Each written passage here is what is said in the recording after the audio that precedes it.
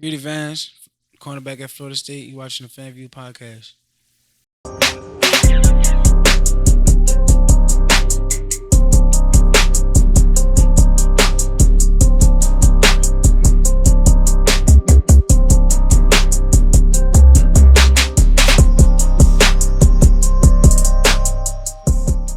Welcome everybody. We back. Fan View podcast. We back at it again. DatBoyFred. G-Sportz, you know, I'm back at it again. Coach Hurricane Hen once again. Y'all got to excuse, I guess, he putting his snacks away. He trying to get an NIL deal with Elmer's. Elmas. If you're watching, If y'all watching, plug my dude, Greedy Vance, man. listen, cheese it. Look, he coming in. You can go ahead and show the bag to the camera. If you trying to get a deal, you trying to get a deal. All right, guys, look, we back for episode 8, y'all. Listen, we've been on and popping. So much, content out there. Y'all get subscribed, lock in on the Fan View podcast. If you on Facebook, lock into us. If you on IG, lock into us. If you on YouTube, Twitter, don't forget to follow G-Sportz. You already know what it is. So much to get into. Greedy. How you doing? What's good with it, man? Last time we had you in on the show, man, we had a different setup last time. You came inside studio. It was your first time really transferring to Florida State, but now the season is coming to a close. You guys got a big-time bowl game over there in Orlando, the Cheez-It Bowl. But talk about your season, man. Talk about your first season over there at Florida State and the transfer from Louisville. I think my first season, I made most of my opportunities with the plays that I got and stuff like that. I think I played some good football towards the second the other half of the season, the back end of the season. And I feel like the first half of the season, I was just being a sponge because I wasn't playing as much, and I had a younger cat in front of me, but he was real good though, and we got a real good relationship.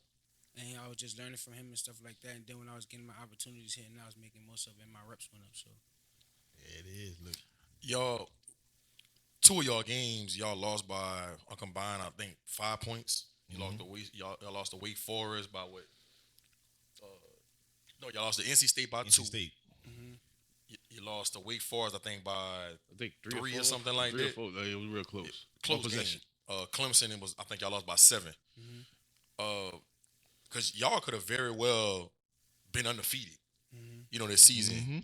Those 3 games y'all lost, I paid attention to them. I didn't get to watch the whole game, but I got to catch the second half of all 3 of those games. And y'all could have very well won those games and been in a position to win the ACC and been in the 14 playoff. But I like the progression I've seen from this Florida State program since Norvell has got down. You talked about it when you came on the show in May about you saw the vision and you could tell the way Coach Norvell and that staff was doing things that y'all was heading in the right direction. Just talk about what you seen throughout the season from this team and going into this Cheez-It Bowl to keep that momentum going to prepare y'all into next season to possibly have an opportunity to win the ACC and get to that 14 playoff. I think with the team, what I saw was like we had a standard. That's what we wanted to hold it to. Like it was for so many years in the past that like they wasn't successful and stuff like that. So they kind of made up the decision that they wanted to not lose no more and put their all into it and make the decision to like give it their all and stuff like that. I feel like throughout the season we got close as a team and like we wasn't worrying about the opponent. It was more about us and stuff like that. It wasn't like perfect and stuff like that. Like we had our rough days and things like that, but I feel like the relationships that we had built, it had helped us get through like times like that. Cause like you could easily lose to NC State and then let that mess up your whole season. Right. And then I feel like we came, out of there, had a bye week and just dominated the second half of the season. Did you feel like your transition from Louisville to Florida State, was it a big adjustment? The learning curve, the scheme, talk about that whole process. The biggest thing with transferring was the relationships, because I was around different people at Louisville. Like, I don't know how to say, like, you see what I'm saying? Yeah. It's kind of harder to get respect around there. It's kind of harder to lead others. Like, it's just harder. Like, that's just how the standard is around there. Like, you got to come in there every day. You got to prove yourself every day. You got to be consistent. If not, then you're not going to be looked at as, like, one of the top guys. So you feel like that brought the best out of you? Yeah. Let me ask you this: you said earlier how in the beginning of the season you wasn't getting as much reps, and then when you got your opportunity, you know, you was able to excel at it. Being a young player, what was the mindset to get you ready for that moment? To when like, all right, when they call Vance, it ain't coming back to nobody else. Like how do you sit there and prepare from being going all the way back from high school to where like you knew for a fact, your name was getting called. No ifs ands or buts about it. Going into Louisville as a highly you know highly talented recruit, your name was gonna get called. Then coming back to square one and sitting there like I gotta prove myself all the way over again to get that opportunity to not let it go. I feel like in high school, my name always was called like only at call. Hmm. Like as far as like camps and like politics, my name was never called. I don't know now. The Tulane and the Houston camp, Yeah, like that. I I don't know, understand bro. You that. put but on a I'm show. talking about the. I'm You talking talking about national, the- like national. you talking I'm like talking about the the Under rivals, Armours, the the rivals. yeah. I'm talking about that. 24/7 Like, sports. And, Gotcha. yeah, all that. Gotcha. And you know how my recruiting process went as far as like LSU and stuff like that. Like I always been put on the back end for like small stuff. Oh, he might be too small. He might be not fast enough. He might not be this. He might be that. So it's like They're looking at they think that you don't have the measurables. right. Right. So That don't matter though. how do you overcome that as a player? Because like it's so like for me it's different when I talk to my kids and I look at it like, man, you could play ball at the next level. You good. My message is always the same, like as probably every other high school coach out there. You good enough, they will find you. But then I'm saying that when I graduated high school, what Fred out 6'5", like 280. 280. Like I had the measurables. You so had the like measurables. so That you wasn't did. that wasn't like it was never, hey, you not big enough. Right. Yeah. I think it's just more focusing on you, like, cause when you like on the back end and you're not really getting as much opportunities as you think you should, you could easily get caught up in like comparing yourself to other people. Mm-hmm. So it's like, okay, what I need to work on. Clearly, I'm not getting an opportunity because I ain't doing something right. But if you keep on getting stuck, comparing yourself to other people, then you probably ain't gonna never go nowhere for real. That's a message right there. Shit. Turn that media off, man. Get in the mirror Yeah. and put that work in. But I want to talk to you, Greedy, about your transfer portal and how that went. Obviously, we starting to get news about there's over 1,000 kids in that transfer portal. But last year, you was that player in it. Talk about the process being in the transfer portal and how different it is for being recruited at a high school. Because it's starting to look it's a different process. It's not identical. Yeah, so to speak. it gotta go way faster. Mm-hmm. In high school, you kind of get to enjoy it and have fun with it, but like in college, you ain't really got no time to waste. So like when you get in the portal, you gotta have a plan, like where you want to go, how they gonna use you, the relationships, how you like what kind of relationships you want. Like everybody got different reasons and different things they looking for when they get in there. So Yeah, because I'm looking at the portal. I'm like, damn, everybody hopping in that portal. But I'm like, man, it ain't like you get to go visit and go, hang around. It ain't gonna be that same experience where you get to, get those visits. And it ain't just like recruiting you. It looks like you got to make a fast decision. Like Yeah. you got to have a plan and you have a way to go. Well, let me ask you this: what is it like being on campus, saying like, "Hey, I'm transferring." Like I'm in the portal, and like you at the football ops building, you looking around like everybody looking at, man. You ain't. What is that feeling like? I mean, that only happened to me once because like once you like announce that you transferring, you can't come back in the building. Right. But, so Right. I Change had all the codes. yeah. Yeah, all that. They take it, they thumb, I don't think everybody don't hit nobody here this side Right. of the transfer portal. They just see the clips. This person put in the transfer portal. But a lot of the times, like kids I know they got in the portal last year, school was over. Yeah. So they didn't have to face the students around student school. around, Like the you're leaving teammates, and yeah, the coaches. Yeah, we barely on campus anyway. But like, if you're talking about as far as facility, I feel like most people that transfer be like good guys. Like, so if a program losing a good guy because they will try to talk to you and stuff like that. But like, I had to go through that. I think that was probably one of the hardest things I had to do was like talk to my coach face to face, telling him I'm leaving. Like, but that brings me to my next question. I feel like a lot of kids this day and age, and it's not really y'all fault. It's just the times we living in. Y'all grew up in an era where it's full of distractions, social media, you know, Right. that kind of stops kids from having those tough conversations that don't know how to communicate. Talk about having those uncomfortable conversations with your DB coach or a coach on the staff. Because I remember me and you talking your freshman year at Louisville, and we was discussing some things that was going on scheme wise and things like that. And I was like, "Well, you talked to your DB coach about it?" You was like, "Nah, I ain't talked to him about it." But I remember like weeks later, we ended up talking. You said you did. Talk about how that has helped you, not only when you was at Louisville, even though you still left, but now at Florida State, you know, with your coaches, having those tough conversations when things are not going the way you wanted to go, or if you feel like you're getting a short end of the stick for its playing time or whatever that may be. Yeah, I feel like if you're able to have those tough conversations, it show your character. Like you gotta really sit there, and sometimes it's either you gotta explain how you feel, or you gotta take ownership for whatever you feel like you're not getting, and to like look another man in his eye, and like have that conversation with him, and he'll tell you a lot about it. Like he'll respect you more further than a football player. Did that take a lot of courage for you? Like, how did you build that courage up to be able to do that? Because a lot of kids can't do that. A lot of kids are scared to have that conversation. They got to get their daddy or their old high school coach or a mentor or somebody to have those conversations with them. Where you got that courage from? I think that just comes from the relationship within you and the coach. Yeah, and like parents too, like how your parents communicating like to you, how to communicate with your coach, because like a lot of parents could be like a negative in that. You know what I'm saying? So Well, your daddy don't play. yeah, Your daddy don't play. Your dad is the ultimate communicator.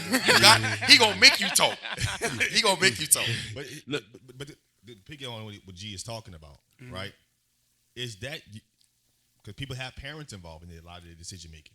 So when your decision to transfer, was that your decision, or that's something that you probably talked to your parents about? Because your parents may be like, "Listen, I want you to stay here. One of the reasons why we have you going here is for maybe things that have nothing to do with football." Yep. Same things, you know.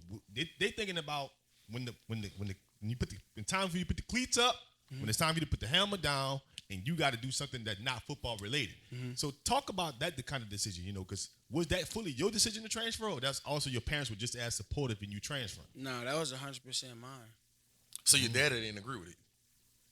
Nah, he didn't disagree or agree. It's one of those it's your life. You gotta make that decision. 'Cause Yeah, he just wanted to hear my reason for it, and if it was valuable, then he went with it. If it wasn't, then he felt like it wouldn't be best for me. But I gave him a good reason, so he accepted it. I know he got tired of driving that 12 hours. He gonna make it for sure. Then he was doing turnarounds. He gonna make it for sure. God damn. Let me ask you this: strictly football wise, because I feel G disagree. We've had this conversation. He disagrees with me. I feel like DB is is tied for the second hardest position to play coming from high school to college. I feel like O-line is one, What position on that? huh? What position? That you tied with Yeah. D-line, Okay. and it's simply because it's a scheme that you have to play in. Most times when you put most time on the high school level, if you got a dog in front of you, you play with some dogs at D-line. I don't care what T. Howard call. I play with something now. Verse. You know what I'm saying? Five Nah, verse he a dog. not the Yeah. only one. You know what I'm saying? Yeah, I'm just saying, he my favorite one. Yeah. He my favorite one. You know what I'm saying? Verse But a like, dog. you know, I don't care what T. Howard called when you was in high school. Sometimes Tajee was gonna do this. Sometimes this one was gonna do that. Sometimes this, you know what I'm saying? And it wasn't in a scheme, because at a high school level, he makes the play because that guy's not as good as him. College, you in the wrong spot at the wrong time, and the offense always got 2 or 3 things. If they run a man, we got this. If they in cover 2, we got this. If they in the combo coverage, we quarterback. This is your read. Boom, boom, boom, the boom. Let you not be in your right spot. Somebody gonna be proved wrong.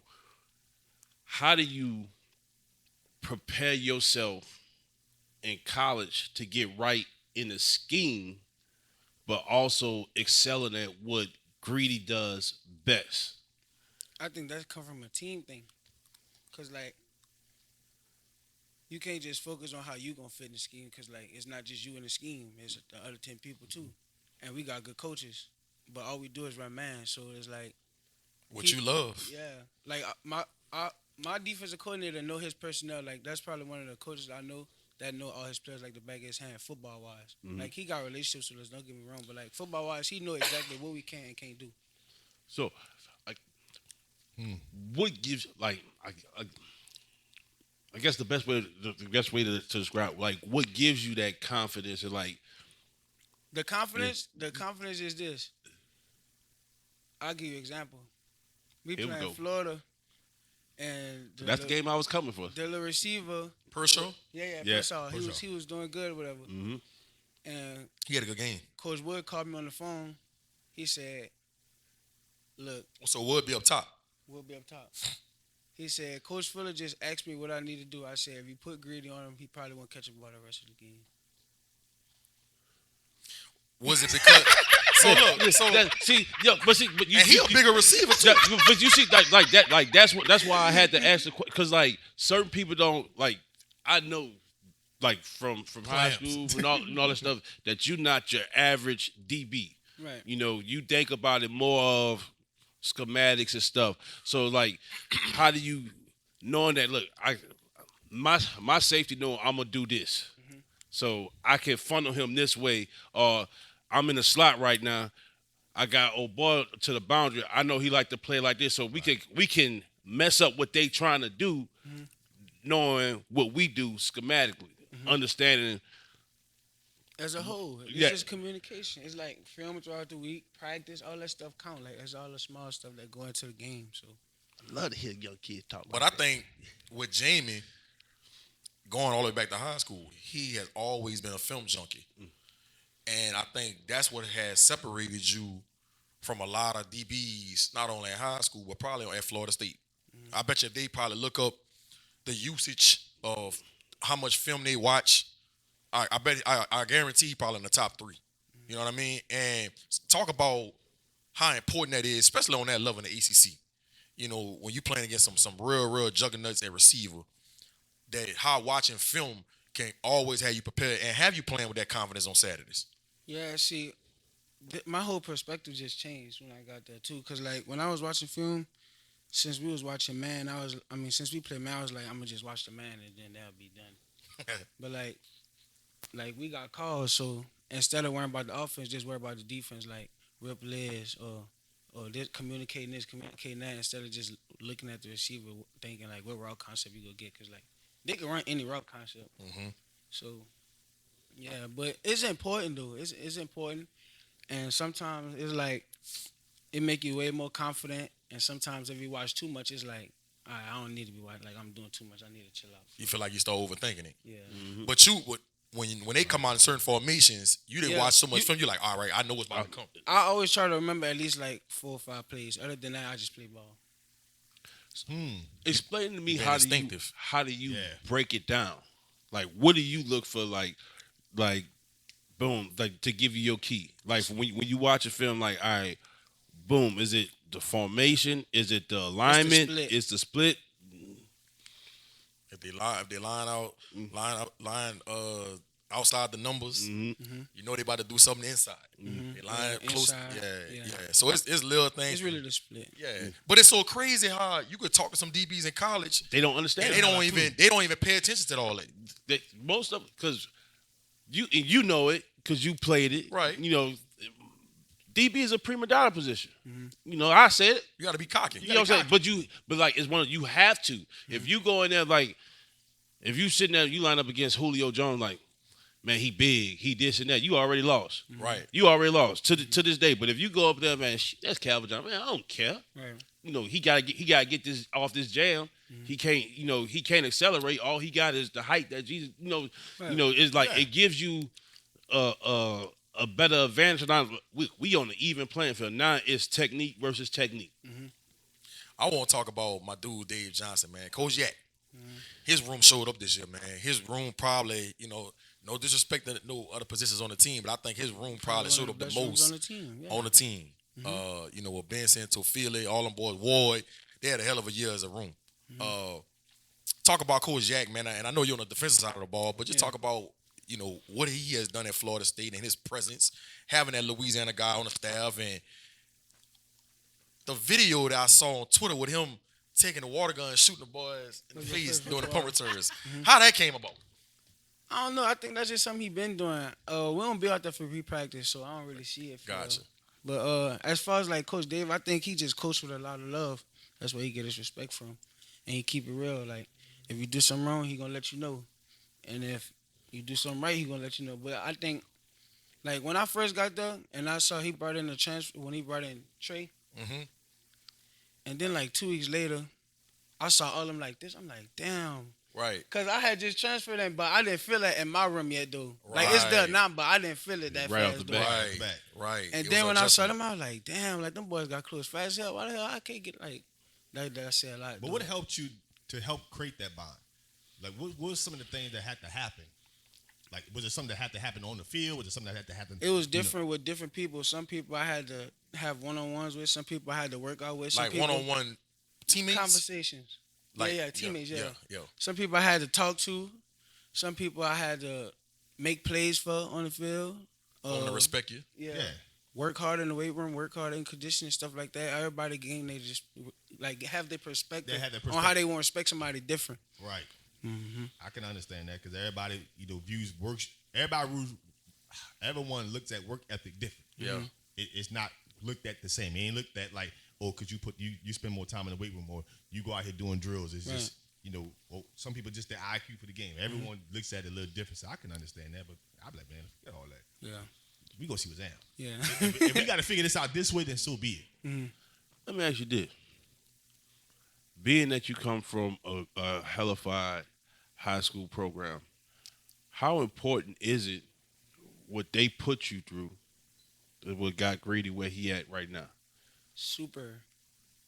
I done seen a lot of dudes like, and this include Louisville too. Like come there, they get yelled at one time, they shut down for the next 2 months.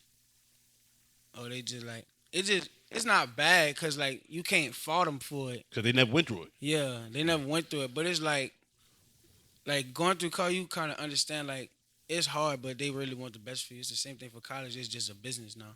So like they want the best for you, but if you're not doing what you got to do, they can move you to the back as well. So it's like it's important though. It's very important. How often do you speak back with them during the season? At call, Mm-hmm. probably like this whole season, I probably talk to them like 5 times. Yeah, it's pretty cool, like But when I come home, I'm going over. That's the first place I'm going. That's the first place. Go I'm and going. work out, huh? Yeah. Well, a lot of y'all do that. It's like a tradition over there. Yeah. I wanna tap into the mental health side of being a college athlete. A lot of different kids that I talk to and mentor, man, I can't even describe to you how many times I've been on the phone with kids for hours because they depressed or things not going the way they wanted to go or they feel like they're not good enough. A lot of different reasons, right? The normal. Yep. Some of them start questioning should they even continue playing the sport they playing. Right. Talk about your mental health, man, since you've been in college. You're going to be going into your 3rd year after this year. And how hard is it being a college athlete and keeping your mental health, keeping yourself sane, man, and being able to stay positive through all the trials and tribulations being a college athlete? I think for mental health, that's something you got to work on. Like, if you don't work on it, then it'll be easily to, like, become negative. So, like, I do spiritual practice. I pray. I do all kinds of stuff. Like, I try to feed my mind with as much positivity as possible. Because, like, I could wake up happy, and then next thing you know, as soon as I step out the door, like, something bad happened. It's like, okay. I knew that was going to happen. I Right. gotta, you know what I'm saying? Right. So, Right. You feel like your mood can go up and down easy. yeah. Do y'all have stuff in place at Florida State where somebody y'all can talk to when you're going through something? His name is Tim Ebener. I swear that man like my best friend Dobbin. Like me and him really used to like really sit there and talk for hours, like hours, like a long time, like But not just about football, no, about life. Like life, yeah, like Sound like the Wizard of Alabama. all type of stuff. Yeah. They got a guy like that at LSU. It's called his last name Prescott. Yeah. He does that for a lot of the kids at LSU, man. A lot of them be telling me how that helps them out so much with their mental, man. You know what I mean? But I think another thing too, Jamie, I feel like, especially like our black kids, we have too much pride to go and say, I need help. I need help. I'm going through this. You know, because people, you feel like you're going to get that stigma of, man, they going to think something wrong with me. They going to think I'm crazy. You're going to be soft. Right. Yeah, that was like one of the best things that I probably did. Like, I think one of the best ways is to like let everything out is cry. Right. Like, I cry all the time. I think it's You healthy. go through certain things, yeah. I think it's healthy. And I always used to say, like, when I have a kid, like, the first thing I'm going to tell them is, like, cry. Like, it's okay to cry. You know what I'm saying? Like, right. And then help. It's so, crying is so stigma. It has that connection with soft. Yeah, it make you seem like you're weak. It's vulnerability. Vulnerability. But we all need to be vulnerable. Yeah, but at some point. But think about, especially this area where we all raised at. You know, black men supposed to be this, supposed to be that. You from the city. You know, you automatically label one because you're black. Two, you from the city. They automatically put a label on you based on what they think they know about New Orleans or what have you. And then three, don't let you have hair and tattoos. Oh, now you a thug with all that. So now, if you show any type of emotion that's not anger or happiness, you automatically a punk. Aggression. Yeah. If you don't have that aggression, you soft. And you soft. And it's not just by fellow men. It's like women will tell you that too, and all that too. And like you just supposed to just walk around with that. I feel like this too. Like after you done crying, it just puts you in a whole nother mode. Like I really just cried. Like we already not supposed to cry. Right. And then for you to cry, it clearly means a lot to you. So it's like, all right, I'm gonna show you now. Like, you know what I'm saying? So I bet you one of them kids like when you got in the fight, you no, I won't cry for no fight. No. If I'm crying, it's really about something that's really hurting me. Like, right. It ain't nothing dealing with anger, and then it's like really hurtful. It's really hurtful. Yeah. Now you could agree on afterwards, man. You could you could agree to or disagree to this, man. I think a big reason why college athletes go through a lot of mental health issues when they're playing sports is because of social media. Mm-hmm. I think they're paying attention to their peers, kids, a friend that they went to high school with, or people they played against that they feel like they're better than, and they seeing them have success, or they getting a whole bunch of playing time at a school, and things not going the same way as they see on social media, and it puts them in a state of depression. What's your take on it? I think that's a good take, but I think it's a lot of reasons that kids could be like going through mental health. Like it could be like something going on at home, which is always happen, but common. It's like the support that you get from the coaches after you go through something at home. Like something at home happen, and then you go to your coach about it. You feel like they're not supporting you. That just make it go deeper. Right.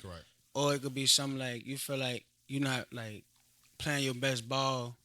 And then on top of that, you competing with somebody, and they at their best, and you about to get put on the back end. Like that could take a toll on you too. Or if you're dealing with an injury. Yeah, injuries. Yeah, I never been through that though. Thank God. But I seen it though. I seen it a lot. I seen a lot of dudes get hurt and stuff like that, and just be like sad, like because they know they're not playing up to their full capability. Right. Not just that, they know somebody behind them. Yeah, about to have an opportunity. Yeah. Not that they've been waiting for it, but they got an opportunity now, and if they perform, they got to try to put themselves, or maybe try to overexert themselves. I mean, you never really had an injury yet. Mm-hmm. I'm not saying, Damn, I don't mean like that. But you said it. Yeah, don't say take yet out of it. Yeah. But what I'm saying is, now that you know that somebody got an opportunity, you feel like you have to go overperform rehab-wise, possibly, to try to get yourself back there, because what you don't want to do is miss reps. Mm-hmm. So all that could be taking a mental toll on you, knowing that you got a guy behind you that's probably like a ready recruit. Mm-hmm. Right. You've been doing everything you can to make sure that he don't get them reps, but now, that can take a toll. I'll tell you another thing. To me, I think what G said is a good part of it. I think the other part of it starts at home. I feel like it's crazy. A lot of people might disagree, but I feel like if Vance, if Delgado had a football team, Jamie Vance went to Delgado. Nobody's expecting much of Jamie Vance. Right. But by you going to upper echelon school, I don't care if it's like, it's not a community college, not a JUCO, none of that. Not saying nothing is wrong with none of them. Right. But when you go to that, and if you don't have the right upbringing, your family now is looking at you. You the bread. You gotta make it. You gotta make it, because if you make it, we can get out of this. And They gotta you inflate the 17, expectations. 18, you dealing with 35, 40-year-old problems, and that one mistake or that one mishap, one injury, or this and that, or you not doing what you think you're capable of. I think that sinks people in a deeper depression, because now you sitting there. Not only did I let myself down, when at the end of the day, this is all just about you. Yeah. Because this is all just about you. You feel like you letting your family down. Now you can't do this for this one. Everybody say like you was the one that was going to do this, and now you got to come back home and look at certain people like, man, damn, what happened to you? Nah, I think that's a parent thing, because like I think my mom and dad always taught me like it's my process. It's not nobody else. So like all that, man, what happened? Like, you know what I'm saying? Like I wasn't expecting, like, so like all the support and stuff be good, but like I feel like the only three people that really want me to like my parents don't care if I go to the NFL or not. My Right. sister don't care if I go to the NFL or not. That's my cousin. That's my cousins. That's my uncle. Somebody like that's somebody else. That's not like my immediate family. Gotcha.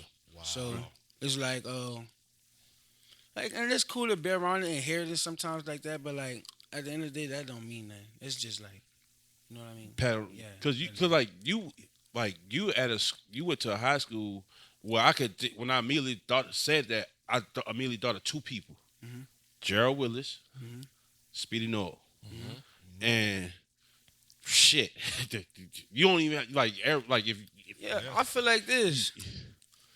Whatever they went through, they went through. That was their process. But whatever they did in high school, they dominated it. So you got to respect it. right. So whenever they come around me, I'm going to treat them just like what they did on the football field. Yeah. Not because they got in trouble. Right. Yeah, that's real. That's why I'm so big on who you surround yourself around.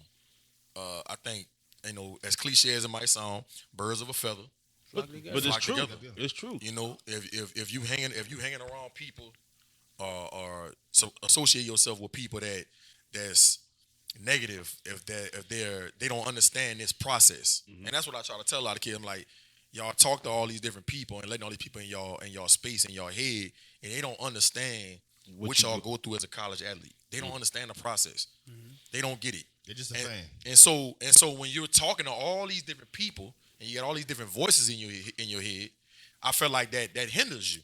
And that's and I feel like all that plays a part into your mental health, because it's gonna be some people that's gonna tell you some stuff that's just not gonna be good for your soul. Right. And you take that back to your team, in the building, in the meeting rooms. That's what I was saying earlier with the transfer and stuff. Like sometimes your parents could be a negative with that, or like how to communicate with your coach. Like, cause your parents never probably communicated. They never played no football. There you go. Right. There you go. They probably tell you all the wrong stuff to do. Yeah, so, That's what I'm saying. And it turned into David Ruffin and the Temptations instead of the Temptations. Yeah, because think about it. Most parents, they want the best for their child. Right. That's their baby. That's Right. you that golden child, right? So when things not going the way they wanted to go for their child, they gonna uphold any wrongdoings that you had going on. If you being late to meetings, if you didn't got caught failing drug tests, if you didn't miss curfew, they gonna try to find a reason, an excuse to uphold you. And I feel like a lot of kids suffer from that. And so now it's like, okay, you know what? Y'all trying to hold me accountable? Let me get out of here. But then also it starts back at high school. If they just don't show up to college Right. getting like with that mentality. It's kids that they ain't go to practice, they ain't go to class, They they have to fail show a up on test. time. You know what I'm saying? They was always raised higher than the team, and then when you get to a program, like especially like a program, like a legit program, man, I got 50 other U's in the building that's doing everything right. Hey, But that goes into the fact that like from the people on the outside looking, especially if you never played football or even played high school sports, they actually believe that the only thing you do is play on that day. Right. They only don't know what's believe going that on day 7 you days play out that on week. Saturday. They only believe you play on Friday. They have all disregard to what happens, everything up to that preparation, up to that day. Because all they see, the illusion that they have is you played in the game. They didn't know that you had to go to practice on time. They didn't know you had to attend meetings on time. They didn't know you had to attend curfew. They know about none of this. All they see is the game itself. And then they want to have an opinion and a position about how you played or how you did it. They have no idea what happened between these days. Right. So all that goes into what G was talking about, the mental health. Because as fans, you don't know. You're outside looking in. Then you got a chance to just judge what happened on the field. You don't know what happened on it. How did the recruit kid can't go on the field? Well, they missed practice. They late the meetings. They missed curfew. They do what they want to do because they was a 4 or 5 star recruit. But the other guys in the building working their behind off. Why he playing? Because he's doing what he's asked to do by his coaches and his team. Right. This other guy here is trying to be above or not trying to be in the team and wonder why he's not playing. Right. Now he comes in and make a play or two. He should be playing some more. Yeah, but he's undisciplined. Right. He's gonna eventually have a play where he's gonna cost us a football game. He may have a fumble. If it's a DB, he's gonna be out of position some play. You know, he gonna give up something. Right. So much coming to play. I had a kid in my middle school the other day ask me. He said, "What I got to do to be able to play college football and get scholarship offers?" And I asked him, You know Are what's you crazy? Huh? Like when I was little, I never asked no questions like that. Wait, ask that. I'm serious. For real. Ask that again. Yeah, like a kid in my middle school. He said, "What I got to do to be able to play college football and get scholarship offers?" Yeah, I never said In the that. he's in the 8th grade. Wow. And I asked him straight up. I said, "You sure that's what you want to do?" He was like, "Yeah, I want to play college football." I said, "Do you understand, like, what they go through as college athletes? Do you understand? Like, it ain't just about what you see on social media, Boy. and the pictures and the little reels that you see. It's more to it than that." Tell me a typical day for Jamie Vance from the time you wake up to the time you go to sleep. Like in preparation. Yeah. Yeah. Like class look, and all. No, Six- I'm gonna give you. I'm gonna make it more real. Talk conference preparation. Don't Wait, talk what? conference like when you about to play a conference folk. No, that don't matter. Y'all, the coach's intensity don't change. Nah, Coach Neville always the same. Now we probably was at Louisville, probably so. Okay. Yeah. But you wake up 6:30 in the morning. Got breakfast at 7:15. Gotta be on time. Gotta be What on happens time. if you're not on time? You gotta see him after practice. Don't want that. 7:15. Got breakfast. Then you got special team. You got breakfast is start at 6:30, but I'll wake up at 6:30. So it's from 6:30 to like 7:20, whatever. You got special team meetings at 7:30. That's like whatever. Then you get out. You start position meetings at 8:15. You on the field by 9 o'clock. You got out of practice at like 11:30. Then you got lift sometimes. Then you got class at 1. And then that's it. What time? Every day we done by 1 o'clock. So what time you done with class? 2:10. All your classes for the day. I only go to one class. So The rest of them online. Yeah, rest Oh, of the okay. time. all right. So your schedule a little different. Okay. What about study hall? I study hard only Saturday of the week, and that's on the days I don't have class. And 'Cause I y'all only have class 3 days out of the week. So the 2 days I don't go. So you I go Monday, to study Wednesday, and hard. Friday. Yeah, gotcha. So and you got to do that every day. yeah. Every day. Mhm. Yeah. But my point is, a lot of kids don't understand what goes into being a college athlete. Mhm. You know, y'all schedule a little easier. So, I know some kids, they gotta be 5 o'clock. they gotta be up at 5:45, be at breakfast for 6:15. Then after that they got meetings. They got position meeting, then special team meeting. Then they got practice. Then they got class. They don't get out of class about 3, 4 o'clock. Then they got meetings again. And then they got study hall. You forgot weights. Yeah, and by the time they done with all that, it's like 10:30 at night. And then you gotta do it all over again the next day. Trust me, as somebody They ain't like, gotta hey, go And so, and like, every school is probably different the way they do school- Yeah, things. yeah. Every- it's Because definitely I'm gonna tell different. you, I every know, coach is different. That's who sets it. yeah. So like, my guy that coach at University of Houston, he told me, he said, the head coach Dana Holgerson, he doesn't want their players to have too much idle time, and so that's why their process is like that. He said, he felt like the more idle time they got, the more chance they got to go do something crazy and get in trouble and stuff like that. So, I think every program, blaming on every alcohol. program is probably different as it regards to how much time.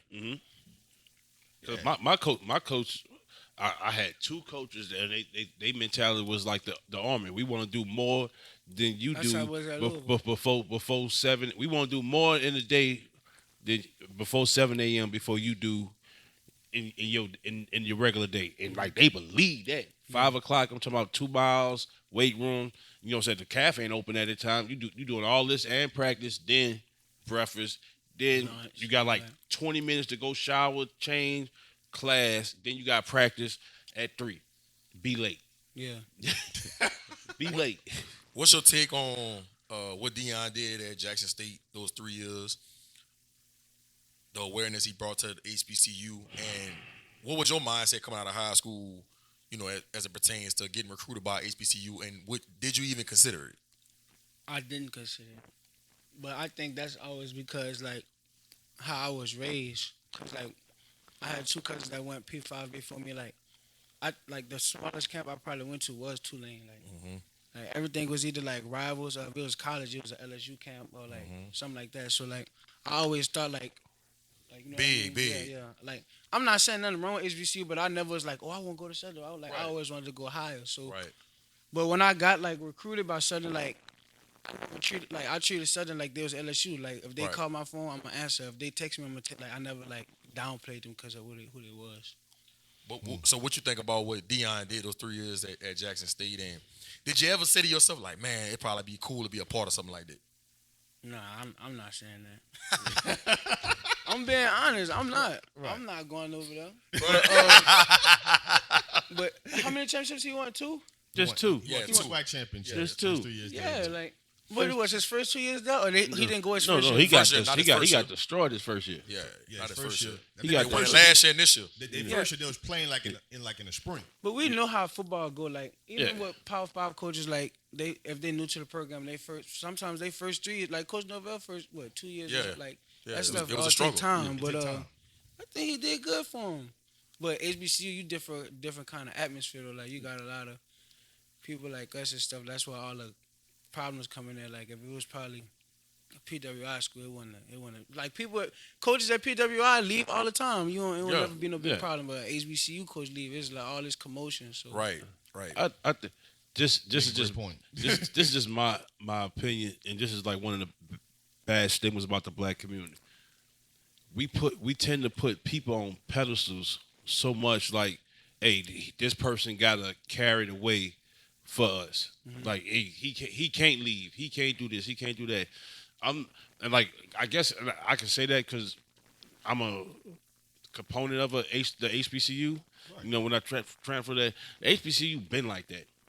You know, Deion didn't do nothing more for HBCU than was always been done. The same amount of ESPN games that was there before. Game day, huh? He brought college game day to Jackson. He wasn't the first one. I'm just saying, like, Steve McNair brought it to Alcorn. But look how long ago that was. You know what I'm saying? But like, it's like they was saying it like he's the first to ever do this. He's the first to ever do that. It's like that's not the case. First. You don't. And to me, like it was it's downplaying the greats that did it before him. The only difference is in the HBCU culture is they expect you to stay.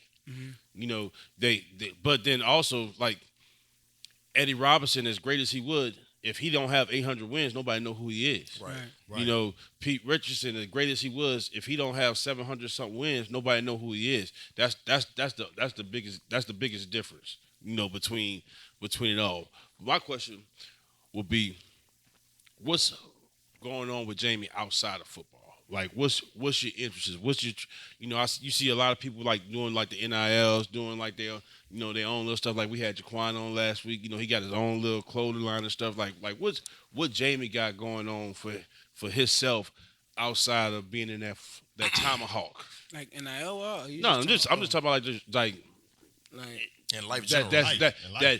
that somebody wouldn't come up like when the general people see you like, all right, that's Jamie Vance, DB, Florida State. They automatically see football. Not good in Madden. They automatically. That's the first thing I'm saying. I'm going to stay inside and play the game out there. I don't know why. I don't know why.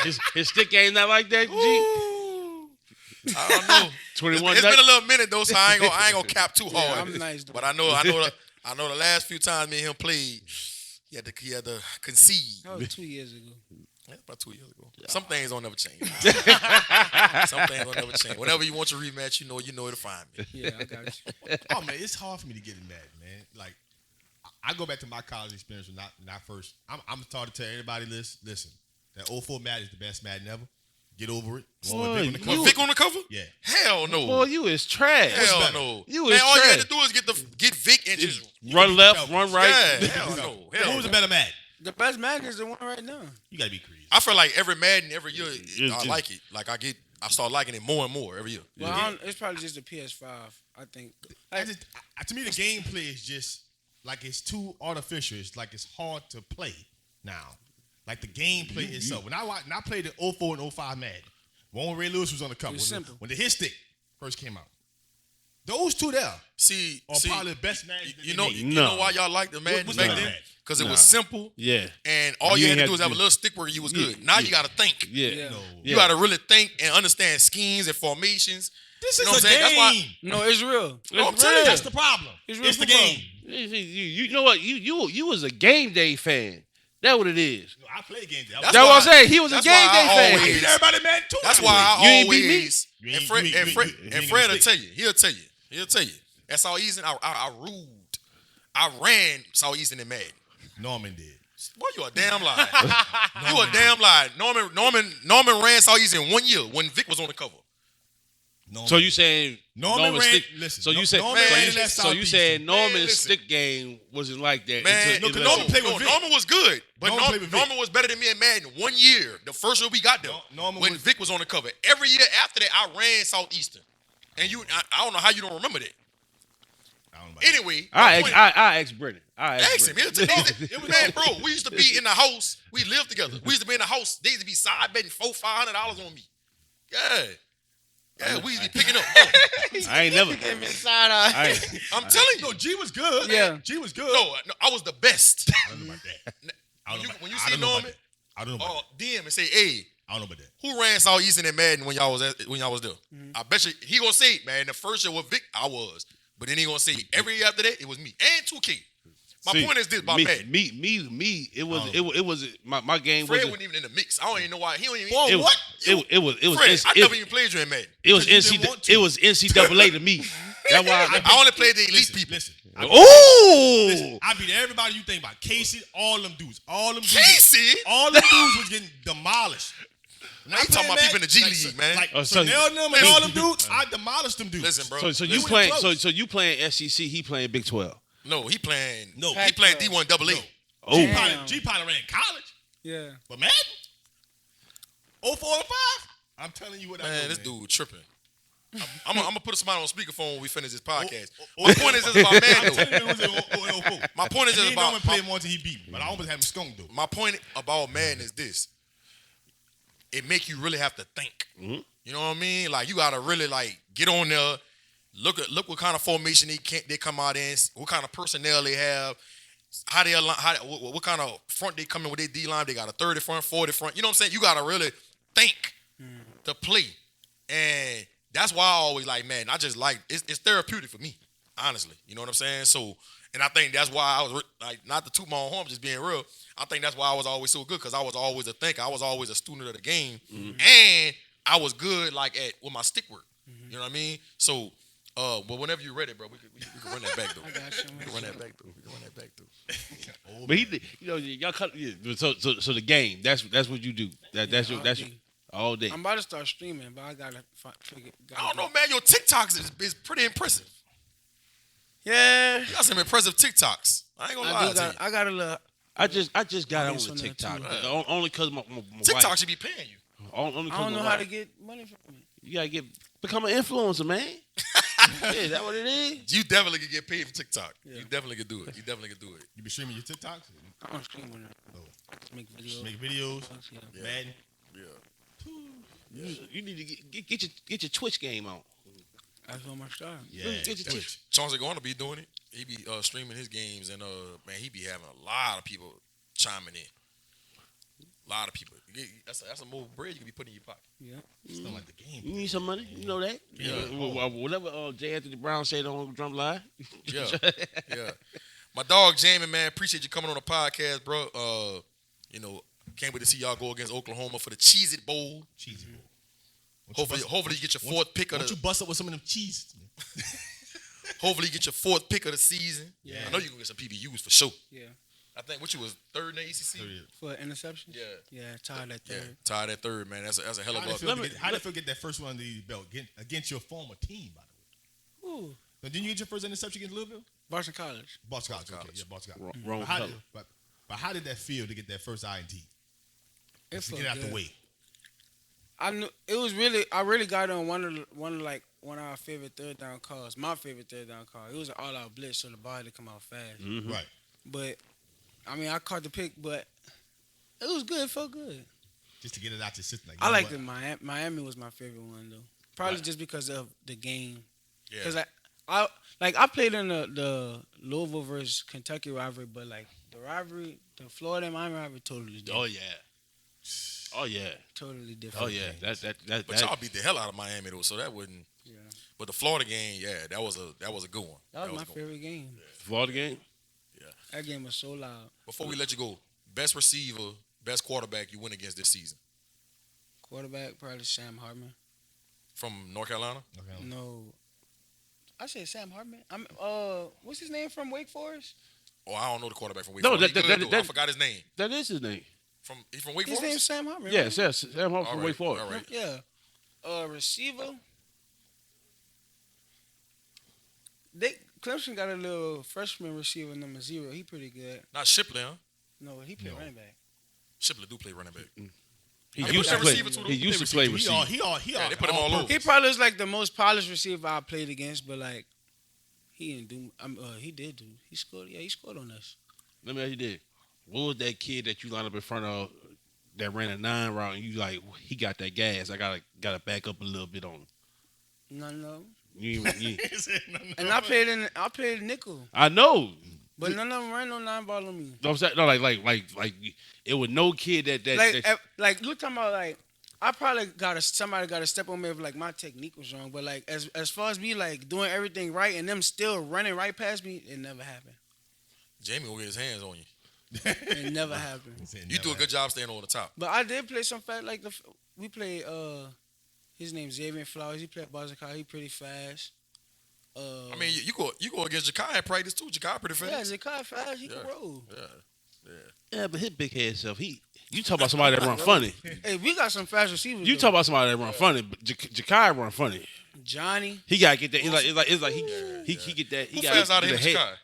Johnny smoke Jakai. For real? Ooh, Damn. Johnny is fast though, but I ain't know He run 10 yards in 2 steps. he got that Randy He's Moss stride. 6'7". He got that Randy Moss stride. We got some fast receivers. Yeah. Man, but yeah, I look forward to seeing y'all playing the Cheez-It Bowl against Oklahoma, man. Brent Venables. Come back to the He ACC. recruited me in the portal. What is like? What you think is gonna be like atmosphere wise, like bowl game? Oh, it's gonna be packed. You know, like I'm talking about like. I guess the better question is, like, this is like that game that could kind of like, all right, real deal. Florida State is back. Yeah. Oh, no, Because- we gonna you gotta finish chance the to game. get 10th win. We gonna finish the Because you know you had Oklahoma for the past couple of years. They've been in the mix in the college football playoffs and all that Yeah, stuff. yeah. You know, now Norvell has got the. You know, they're like this would be like to me like this could This be like is probably the most important game of the season. that's what I'm saying. Like, especially like this is to me like this could be like the most important season for him, just for the fact of y'all started off, y'all beat LSU, and then you could end the season beating Oklahoma, and like that's like, Yeah. you know, Chief what his name, Chief Wakamaku. You know, he could come back and like, hey, this is the year that we put it back all together. Yeah. I feel like the last two practices we had before we went on a break was probably one of our best, some of our best practices. Coach Novell came in and gave us a little talk about the game and stuff, typical talk. But yeah, them boys ready to play football though. Shit. Who's that DN? I think it's number 5. Jared Verse. Yeah, Verse. That's the one I was just talking about. Verse. He killed LSU. Yeah. God damn. God damn. Yeah. He said a statement from that game, and I was like, I gotta keep my eye on him. He's a heck of a. I think he's from like Pennsylvania too. He's not even from the A South. place that don't even play football. Good Not even football. from the South. That- You know what I mean? He's a heck of a football. He player. look like a creative player. Yeah. He like a creative player. But yeah, man, I look forward to seeing you playing that bowl game, bro. You know, kudos to you, man, and what you doing with your career. You know, I've been a big fan of you, man, ever since what that was going into your 10th grade year when you was eligible. When you put that show on at the Tulane camp, and how you be getting better and better, man. Your game just been elevating, man. You continue to be a student of the game. That's why you seen so much success this year at Florida State, and I know the best is yet to come for you, bro. So you know, congratulations to you, and you know, I think y'all gonna have a good opportunity to be one of the better teams in the country next year, especially if y'all get this 10th win and carry that momentum going into the next season. Appreciate that. Yeah. You know, you're my dog all day. Listen, y'all already know what it is. It's the Fan View Podcast. Look, episode 8. Jamie Vance coming this holding it down. Second time back around this shit, man. Yep. Second time I'll be back. Yep.